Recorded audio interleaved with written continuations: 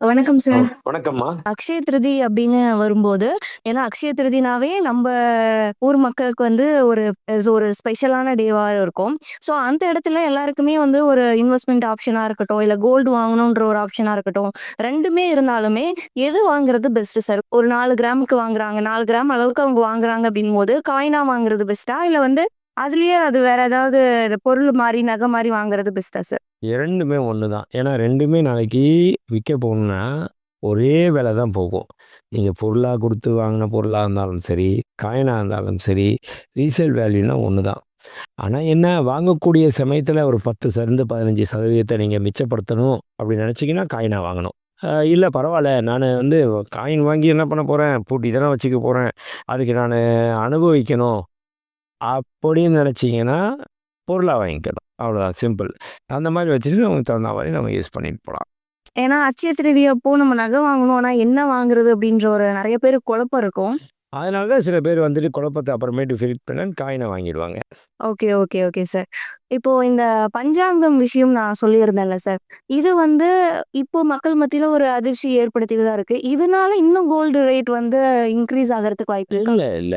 Gold rate increase ஆகும் அப்படின்னு தான் பஞ்சாங்கத்தில ஆணித்தரமா சொல்லியிருக்காங்க. அதனால அதுவும் கூட இத மக்களுடைய நம்பிக்கைய பொறுத்து. அத பார்த்துக்கிட்ட வாங்கலாமா? வேண்டாமா? அப்படின்றவங்களுக்கு இது ஒரு வரப்பிரசாதம்.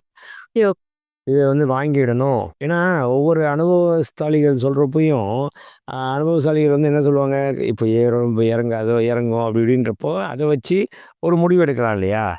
2 கட்டமா நிக்கிறவங்களுக்கு அது ஒரு சாதகமான சூழ்நிலையா இருக்கும்.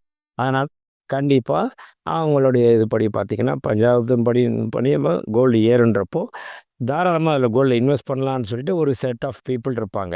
ஸோ இந்த விஷயம்லாம் பார்த்ததுக்கப்புறம் உங்களுக்கு வந்து இன்னும் ஒரு யோசனை வந்திருக்கும். இல்ல நம்ப யோசிச்சத விட இன்னும் அதிகமா இருக்கும் அப்படின்ட்டு. அப்போ எவ்வளோ ரேட் இன்கிரீஸ் ஆகறதுக்கு வாய்ப்பு இருக்கு சார்? இல்ல நாம திங்க் பண்ணது வந்து இந்த வருஷத்துல ரூ. 80,000 வரும்ன்றது.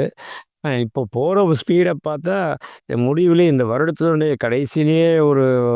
1,400,000 வந்தா கூட ஒரு சவரன் வந்து ரூ. 1,400,000 வந்தா கூட ஆச்சரியப்படுறதுக்கு இல்ல.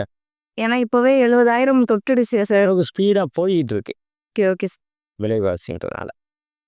1,00,000க்கு மேல போறதுக்கு வாய்ப்பு இருக்கு. ஸோ இன்வெஸ்ட்மென்ட் ஆப்ஷன் யூஸ் பண்றவங்க இப்பயே இன்வெஸ்ட்மென்ட் பண்ணிக்கலாமா சார்? தாராளமா இன்வெஸ்ட் பண்ணணும்னு முடிவு எடுத்தாச்சுன்னா, அத அப்படி அப்படியே கொஞ்சம் கொஞ்சமா இன்வெஸ்ட் பண்ணணும். மைண்ட்ஸ் பத்தி நீங்க நெறையவே பேசிட்டு இருக்கீங்க. ஸோ ஒரு மைண்ட்ஸ்ல இவ்ளோ ரேட்டுக்கு வந்து எடுத்தா தான் இவ்ளோ ரேட்டுக்கு இருக்கும் அப்டின்ற மாரி சொன்னீங்க. இப்போ ஒருத்தவங்க வந்து மைண்ட்ஸ் வச்சு அவங்க வந்து எடுத்துட்டு இருக்காங்க அப்டின்னும்போது, அந்த விலை அப்டின்றது எப்படி நிர்ணயம் பண்ணுவாங்க? எந்த அளவுக்கு அது வந்து இம்பாக்ட் ஆகும் சார்? அதாவது வந்து மைண்ட்ஸ் நீங்களே இது பண்ணி, ஒரு மைண்ட் ஓன் பண்ணி, அத சொந்தமா வச்சு அதுலேருந்து தங்கமே எடுத்தா கூட, நீங்க வந்து சந்தைப்படுத்த முடியாது. அந்த சந்தைப்படுத்தனா அதுக்கு ஒரு கூட்டமைப்பு இருக்கு. அ. அந்த கூட்டமைப்பு தான் LBMA London bullion marketers association. இந்த சந்தைப்படுத்துறதுக்காக யாரெல்லாம் உலகத்துல மைண்ட்ஸ் வச்சிருக்காங்களோ, அவங்க எல்லாமே அதுல மெம்பரா இருப்பாங்க. அதுல வந்து அங்க வந்து கூட்டமைப்புல இப்ப இன்னும் சிம்பிளா சொல்ல போனீங்கன்னா, இப்ப கறவ மாடு வச்சு வீட்டுக்கு வீடு வச்சிருப்பாங்க. அதுல எல்லாமே ஒண்ணா இருக்கும். பட் கிராமப்புறத்துல பார்த்தீங்கன்னா, கரெக்ட்டா சொசைட்டின்னு ஒண்ணு இருக்கும். ஓகே. சொசைட்டி மூலியமா தான் பால் விற்பாங்க. அது அது வந்து அந்த பாலுக்கும் கேரண்டி குடுக்குறது சொசைட்டி. ஆ அப்போ அந்த பால் வந்து தரமானதா இருக்கா? தண்ணி கலக்காம இருக்கா? ஆரோக்கியமா இருக்கா? அப்படின்னு செக் பண்ண வேண்டியது அது சொசைட்டியோட வேலை. அவங்க இதெல்லாம் வாங்கி கூட்டமைப்பின் மூலம் வாங்கி, அவங்களுக்கும் அந்த கறவை மாடு வச்சு குடுக்குறவங்களுக்கும் நல்ல ரேட்ட குடுத்துட்டு, அத நியாயமான விலைக்கு மக்களுக்கு விநியோகம் பண்ணுவாங்க. அதே ஓகே. மாதிரி தான் இந்த எல்பிஎம்ஏ. நெறைய சுரங்கங்கள் இருந்தாலும், அந்த சுரங்கத்தலாம் கோல்டெல்லாம் வெட்டி எடுத்து, அது சுத்திகரிக்கப்பட்டு, அத ஒரு இடத்துல வச்சு பாதுகாத்து ஏன்னா, இதெல்லாம் வந்து பாதுகாப்பா வேற வைக்கணும் இல்லையா? ஆமா. அந்த சேஃப் லாக்கர்ல வச்சு, அதெல்லாம் எடுத்துட்டு சந்தைப்படுத்தி, அதுக்கு ரேட் ஃபிக்ஸ் பண்ணி, டிமாண்டு, சப்ளைய பொறுத்து. எவ்வளோ டிமாண்ட் வருது? எவ்வளோ சப்ளை இருக்கு? எப்படி என்ன இருக்கு? இந்த வேர்ல்டு பொருளாதாரம் எப்படி இருக்குன்னு இதெல்லாம் பார்த்து, அங்க தான் ரேட் ஃபிக்ஸ் ஆகும். அந்த மாரி ரேட் ஃபிக்ஸ் ஆகி, வெளியில வந்து இது சந்தைக்கு படுத்தப்படும். அ அப்படி வரும் பட்சத்தில, அந்த மைனிங் காஸ்ட் அந்த ரேட்டும் வந்து மைனிங் காஸ்ட் எல்லாம் வச்சு தான் ரேட்டே ஃபிக்ஸ் பண்ணப்படும். ஓகே. இது வெட்டி எடுக்கிறதுக்கு எவ்வளோ செலவாகுது. செலவு மீன்ஸு அதுக்கு உள்ளே போயிட்டு வர்றதுக்கு பெட்ரோலு, வண்டி அந்த இதெல்லாம் தேவை இருக்குது. அதுக்கப்புறமா ஏன்னா 20 கிலோமீட்டர் ஆழம் வரைக்கும் இப்போ போயாச்சு. அதை வேலை செய்கிற ஆட்களுக்கு சம்பளம் தரணும் இல்லையா? ஆமாம். ஆனால் உயிரை வச்சு பணையம் வச்சு அவங்க வேலை செய்கிறாங்க. ஸோ அதுக்கு அதனுடைய காஸ்ட்டு எவ்வளோ ஆகுது, இதெல்லாமே எடுத்துகிட்டு டிரான்ஸ்போர்ட் மேலே வரணும். வந்துட்டு ஒரு லாரி அளவுக்கு மண்ணை எடுத்து அதை சுத்தம் இமேஜின் பண்ணி பாருங்கள். ஒரு லாரி அளவுக்கு மண்ணுனா 1 டன் 2 டன் மண் ஓகே சார். இல்லை பாறை இதெல்லாம் எடுத்து இதை சுத்தம் பண்ணால் அதுலேருந்து எவ்வளோ தெரியுங்களா கிடைக்கும்? குறைஞ்சபட்சம் 1 கிராம், அதிகபட்சம் 10 கிராம். இந்த ரேஷியோ தான் கிடைக்கும்.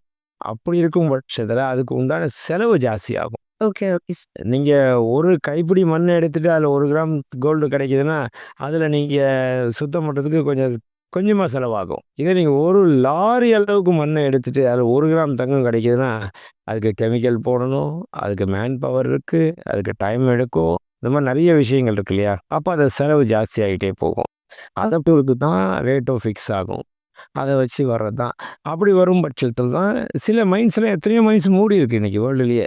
Okay, okay sir. அதில் வந்து தங்கத்தின் அளவு குறைவாக கிடைக்குது. ஆனால் செலவு அதிகம் ஆகுது. அப்படின்றனால அதை செய்யறதுக்கு லாபம் இல்லாதனால யாரையும் நடத்த முன் வரல. அந்த மாதிரி மைண்ட்ஸ் எல்லாம் மூணு மைண்ட்ஸும் இருக்குது. Okay sir. Thank you sir. Okay madam. Family friends எல்லாம் விட்டுட்டு வெளிநாட்டுல போய் ரொம்ப கஷ்டப்பட்டு பணம் சம்பாரிச்சுட்டு இருக்கீங்களா? இப்படி கஷ்டப்பட்டு சம்பாரிச்ச பணத்தை எங்க சேமிக்கிறது, எப்படி சேமிக்கிறது, எங்க சொத்து வாங்கினா கரெக்டா இருக்கும்னு, டாக்ஸை எப்படி மெயின்டைன் பண்றதுன்னு குழப்பத்திலே இருக்கக்கூடிய என்ஆர்ஐயா நீங்க? உங்க சந்தேகங்களை தீர்க்கிறதுக்காக தான் ஈடி தமிழ் எக்ஸ்க்ளூசிவான நிறைய கண்டென்ட்ஸ் எடுத்துட்டு வர போறாங்க. இதை மிஸ் பண்ணாம நீங்க பார்க்கணும் அப்படின்னா ஸ்கிரீன்ல தெரியக்கூடிய வாட்ஸ்அப் நம்பரை கான்டாக்ட் பண்ணுங்க.